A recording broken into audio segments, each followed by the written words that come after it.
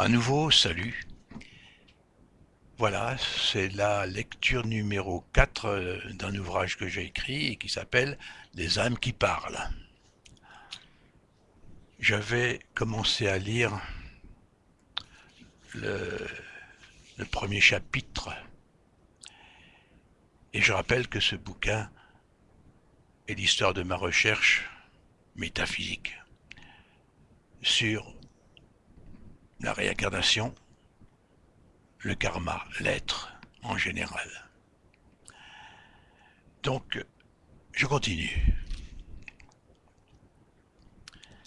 J'ai parlé d'expérience, il s'agit de celle tentée sur des sujets volontaires en vue de déterminer, sinon la preuve, du moins la possibilité d'une loi universelle régissant réincarnation et karma. En quelque sorte, ces réussites sur le plan phénoménal ont déterminé la décision de me lancer dans cette écriture, car elles furent un des aspects aboutis de mes investigations et notamment dans son aspect thérapeutique. Alors, un sous-titre dans le chapitre, l'hypnose me saute aux yeux. Un jour, passant devant une librairie, je devais avoir 15 ans, un titre accrocha mon regard, l'hypnotisme. Il éveillait en moi certains troubles et de lointains échos. L'auteur était Paul Clément Jagot, La pratique de l'hypnose. C'était le titre de son ouvrage.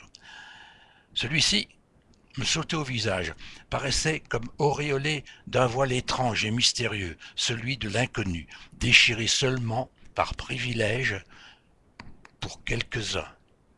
Pourquoi pas moi? Serais-je, en l'acquérant, de la race des élus?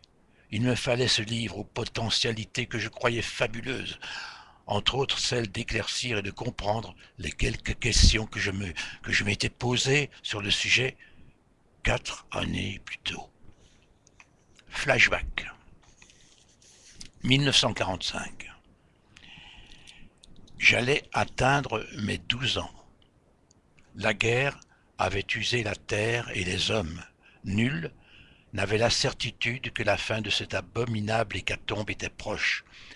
Tandis qu'espoir et ignorance se côtoyaient, on continuait de mourir un peu partout, en vagues effervescentes par la folie d'un seul homme. Mes parents parlaient souvent d'un vague cousin qui avait disparu depuis plusieurs semaines. En fait, depuis le début de la retraite de l'armée allemande. C'était là une coïncidence de bien mauvais augure. Souvenir d'enfant. Crise d'hystérie d'une femme qui refusait l'affreuse réalité lorsque le corps de son mari fut finalement retrouvé, parmi d'autres, tous les mains liées derrière le dos, baignant dans l'eau d'une rivière, sous les éboulis d'un pont que l'armée en fuite avait fait sauter. Dans ce tumulte d'émotions, les conversations d'adultes distillaient les informations. Allusion par exemple au pouvoir hypnotique de cet infortuné parent qui, de son vivant, au café, épatait ses copains et même les effrayait en leur faisant perdre l'équilibre par la seule puissance, disait-on, de sa volonté. Sous-titre à nouveau. Les interrogations d'un enfant sur l'hypnose. Les questions que je m'étais posées à l'époque étaient: pourquoi n'a-t-il pas usé de son pouvoir pour éviter son exécution? Pour sauver sa vie, n'a-t-il pas eu l'occasion de regarder ses bourreaux dans les yeux? Ceux-ci, donc les yeux, jouent-ils un rôle important? Les Allemands étaient-ils trop nombreux pour un seul regard? Possédaient-ils bien toute cette science? Et dans l'affirmative, qu'est-ce qui limitait son pouvoir au point d'en mourir? Cette dernière réflexion, sous forme de question, concernant ce malheureux, est toujours restée quelque part présente en moi.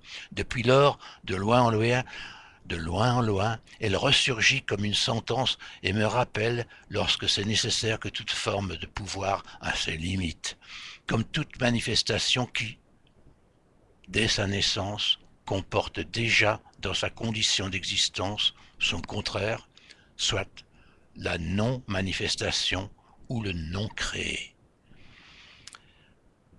Le numéro 5 comportera de nouveau un sous-titre pour le premier chapitre, Retour à la vitrine magique, là où j'avais vu le premier bouquin.